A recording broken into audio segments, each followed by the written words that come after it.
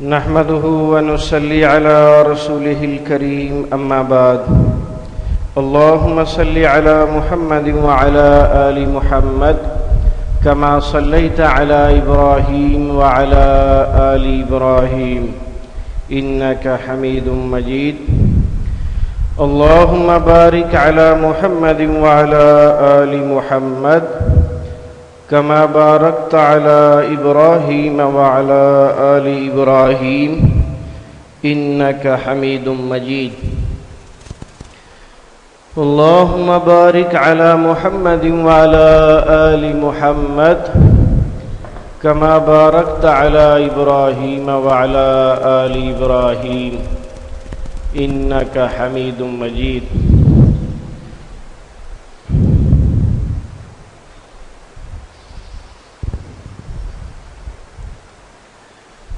معلم القرآن جو کہ علامات کے ذریعے سے قرآن مجید کو سمجھنے کا نہایت آسان طریقہ ہے، اس کا آج ہم سبق نمبر 6 پڑھنے والے ہیں۔ اس سبق میں 5 علامات ہیں اور بنیادی طور پر تو یہ 2 ہی علامات ہیں، لکھنے کے حساب سے یہ تھوڑا سا فرق ہے ان میں۔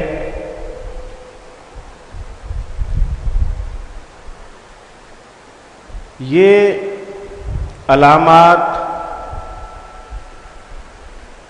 آپ کو قرآن پاک سمجھنے میں بہت آسانی کریں گی۔ سبق نمبر 6 کو شروع کرنے سے پہلے ہم سبق نمبر 5 کا خلاصہ دیکھ لیں۔ تا زبر تا واحد مذکر کے لیے، تا زیر تی واحد مؤنث کے لیے،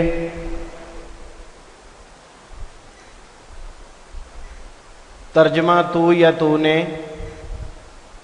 اور تاپش تو واحد مذکر اور مؤنث دونوں کے لیے، ترجمہ میں یا میں نے، اور تا ساکن واحد مؤنث کے لیے، ترجمہ وہ یا اس مؤنث نے، اور تا ساکن کو جب اگلے لفظ سے ملایا جائے تو اسے زیر دیتے ہیں۔ اب ہم سبق نمبر 6 کا باقاعدہ آغاز کرتے ہیں۔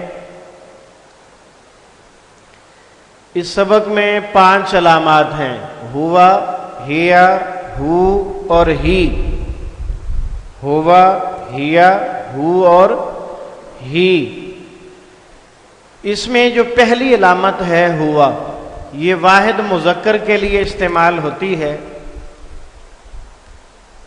کسی چیز کی طرف اشارہ کرنے کے لیے، ایسی چیز جو وہاں موجود نہیں ہے۔ اور یہ انداز ہماری اردو زبان میں بھی چلتا ہے۔ ہم جب کسی کا ذکر کرتے ہیں تو بار بار اس کا نام نہیں لیتے، نام کی جگہ پر کچھ مخصوص الفاظ بولتے ہیں۔ مثال دینے لگا ہوں، ذرا سمجھنے کی کوشش کیجئے گا۔ خالد صبح سویرے اٹھتا ہے، خالد صبح سویرے اٹھتا ہے، پھر وہ وضو کرتا ہے، پھر وہ نماز پڑھتا ہے، پھر وہ تلاوت کرتا ہے، پھر وہ تیاری کر کے اسکول چلا جاتا ہے۔ ایک مرتبہ ہم نے نام لیا، پہلی مرتبہ، اس کے بعد لفظ وہ سے اس کی طرف اشارہ کرتے رہے۔ بالکل اسی طرح عربی زبان میں جو اسم ہوتا ہے، اس اسم کی طرف اشارہ کرنے کے لیے وہ کی جگہ پر ہوا، وہ کی جگہ پر ہوا، اس کا ترجمہ وہ ہوگا۔ ہوا قرآن، وہ قرآن ہے، هو اللہ وہ اللہ ہے، ہوا مولاکم وہ تمہارا مالک ہے، مولا کا معنی دوست بھی ہوتا ہے، ہوا ظالم وہ ظلم کرنے والا ہے۔ قرآن مجید سورۃ القاریہ فہو فی عیشۃ راضیہ، جنتی شخص کے متعلق کہا جا رہا ہے، فہو پس وہ جنتی، فی عیشۃ راضی خوشی زندگی میں ہوگا۔ جنت کی زندگی ایسی زندگی ہے کہ وہاں کسی قسم کی کوئی پریشانی نہیں ہے، وہاں سکون ہی سکون ہے۔ تو جنتی شخص کی طرف اشارہ کیا گیا ہوا کے ساتھ۔ اسی طرح دوسری علامت ہے ہیا، ہوا مذکر کے لیے تھی اور ہیا مؤنث کے لیے۔ اس کا ترجمہ بھی وہ ہی کریں گے، اس کا ترجمہ بھی وہ ہی کریں گے۔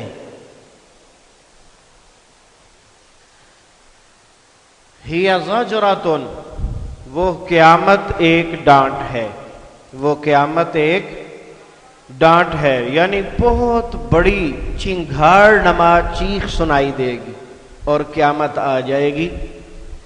ہی تمور یہ ہیا کا اشارہ الارض کی طرف ہے، اور الارض عربی زبان میں مؤنث ہے، الارض عربی زبان میں مؤنث ہے، اس لیے چونکہ یہاں ذکر زمین کا ہو رہا ہے، ہی تمور قیامت کے دن زمین حرکت کرے گی، یعنی دوسرے الفاظ میں اس کا واضح ترجمہ آپ یوں کر سکتے ہیں کہ زمین میں زلزلہ آ جائے گا۔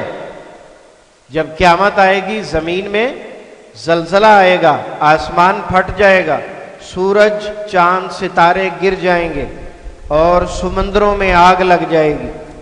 پانی کو بھی کبھی سنا ہے آگ لگی ہے، پانی تو آگ بجھانے کے لیے ہوتا ہے، لیکن قیامت کے دن جو ناممکن ہے وہ ممکن ہو جائے گا۔ ساری زندگی آپ پانی سے آگ بجھاتے رہیں، قیامت کے دن یہ پانی پیٹرول بن جائے گا اور اتنی بڑی آگ لگے گی کہ دنیا میں کچھ باقی نہیں بچے گا۔ ہی تمور وہ زمین حرکت کرے گی، تمورو کے ساتھ تا بھی الارض کی طرف اشارہ کر رہی ہے، وہ بھی اسی وجہ سے مؤنث استعمال ہو رہی ہے۔ ہی عصایا لفظ عصا عربی زبان میں مؤنث ہے، آخر میں جو یا ہے یہ علامت ابھی ہم نے پڑھنی ہے، اس کا ترجمہ میری۔ ہی عصایا یہ میری لاٹھی ہے، عصا اردو میں بولا جاتا ہے، عصا ڈنڈے کو کہتے ہیں۔ ہی حیۃ لفظ حیا عربی زبان میں مؤنث ہے، آخر میں گولتا آپ کو نظر آ رہی ہے۔ ہی حیۃ یہ وہ سانپ ہے۔ نوٹ بڑی اہم بات ہے، ہم لوگ جب بات کرتے ہیں تو بعض اوقات بات کرتے کرتے کچھ ایسے الفاظ کا استعمال کرتے ہیں جس سے عام بات خاص بن جاتی ہے، عام بات خاص بن جاتی ہے۔ اب مثال کے طور پر ہم کسی کو کسی پروگرام میں دعوت دیتے ہیں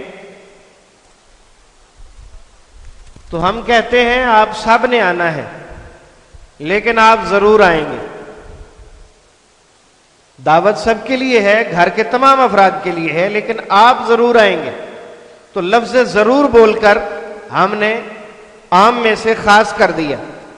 اسی طرح بعض اوقات آدمی کسی کو ڈائریکٹ مخاطب کر کے کہتا ہے یہ کام تم نے ہی کیا ہے، یہ کام تم نے ہی کیا ہے۔ لفظ ہی سے ہم باقی سب کو نکال رہے ہیں اور جس سے مخاطب ہیں اس کو اسپیشل شامل کر رہے ہیں۔ بالکل اسی طرح اسی ہی کا ترجمہ عربی زبان میں ہوا اور ہیا کے بعد جب ال آ جائے تو یہ معلوم ہو جاتا ہے، اس سے معنی میں تاکید کا مفہوم پیدا ہو جاتا ہے۔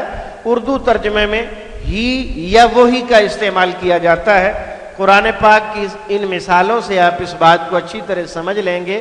ان شانئک ھو الابتر، سورۃ الکوثر کی آخری آیت، آیت نمبر 3، اس میں نبی اکرم صلی اللہ علیہ وآلہ وسلم کے متعلق ایک اعتراض کیا گیا مکہ والوں کی طرف سے۔ نبی علیہ السلام کے 3 بیٹے تھے، طیب طاہر ایک ہی کے 2 نام ہیں، قاسم اور ابراہیم، قاسم اور ابراہیم۔ تو یہ تینوں بچپن میں ہی دنیا سے رخصت ہو چکے۔ آپ کی 4 بیٹیاں تھیں۔ انسان کی نسل مرد سے چلتی ہے، بیٹیاں جو ہیں وہ دوسرے گھر جاتی ہیں تو وہ اس گھر کا حصہ بن جاتی ہیں، تو ماں باپ کی نسل بیٹے سے چلتی ہے، یہ اللہ کا ایک قانون ہے۔ تو نبی علیہ الصلوۃ والسلام کے 3 بیٹے پیدا ہوئے اور تینوں ہی بچپن میں وفات پا گئے۔ تو کافروں نے، مشرکوں نے، بے ایمان لوگوں نے اعتراض کیا، کہا کہ یہ عجیب نبی ہے، اس کی تو آگے نسل ہی نہیں چل سکتی، اور گویا کہ انہوں نے بڑے تانے دینے کے انداز میں یہ بات کی تھی۔ تو اللہ سبحانہ و تعالی نے ان کے اس طعنے کا جواب اس صورت میں دیا اور ارشاد فرمایا کہ آپ کا جو دشمن ہے، وہ ابو جہل ہو، وہ عتبہ ہو، شیبہ ہو، وہ عقبہ بن نبی معیط ہو یا کوئی اور ہو، یہ خود ہی بے نام و نشان ہیں۔ کیا مطلب؟ ان کی نسل آگے نہیں چلے گی، ان کی اولادیں مسلمان ہو جائیں گی تو ان کی نسل خود بخود ختم ہو جائے گی۔ اور آج آپ دیکھتے ہیں کہ جتنے بھی نبی علیہ السلام کے دشمن تھے، ان کا کوئی نام لینے والا ہے؟ ان کا نام لینے والا کوئی نہیں ہے، جبکہ سید الانبیاء والمرسلین صلی اللہ علیہ وآلہ وسلم کا نام ہر مسلمان لے رہا ہے، دنیا کے ہر کونے میں مسلمان موجود ہے۔ صبح و شام 5 مرتبہ رسول اکرم صلی اللہ علیہ وسلم کا اسم گرامی جو ہے وہ آذان کے ذریعے گونجتا ہے، اور پوری کائنات کو پتہ چلتا ہے کہ محمد الرسول اللہ کے آخری رسول ہے صلی اللہ علیہ وسلم۔ ان شانیہ کا، بے شک آپ کا دشمن، هو الابتر، دشمن وہی بے نشان ہے، وہی بے اولاد ثابت ہوگا، اس کا کوئی نام لینے والا نہ ہوگا۔ واللہ هو الغنی الحمید، اور اللہ ہی غنی اور تعریف والے ہیں۔ فَإِنَّ الْجَنَّةَ هِيَ الْمَأْوَىٰ، یقیناً جنت جو ہے وہی اس کا ٹھکانہ ہے، جو اپنی خواہشات نفس کو روک لیتا ہے اور اللہ کی اطاعت اور فرما برداری کرتا ہے، وہی شخص جنتی ہے۔ وَكَلِمَةُ اللَّهِ هِيَ الْعُلْيَا، اور اللہ کی بات ہی بلند ہے۔ ہوا اور ہیا الگ مستقل اسم تھے، ہوا اور ہیا الگ مستقل اسم تھے، اس کے ساتھ کسی اسم فعل حرف کو ملانے کی ضرورت نہ تھی۔ یہ اب جو آپ کے سامنے ہو، ہی اور اس کے بعد ہا آنے والا ہے، یہ دونوں علامات ایسی ہیں جو اسم فعل اور حرف تینوں کے ساتھ آخر میں مل کر استعمال ہوں گی، اکیلی استعمال نہیں ہو سکتی۔ ان کو ضمائر متصلہ کہتے ہیں، مل کر استعمال ہونے والی ضمیریں۔ تو ہو اور ہی دونوں واحد مذکر کے لیے اسم فعل اور حرف تینوں کے آخر میں استعمال ہوتی ہیں۔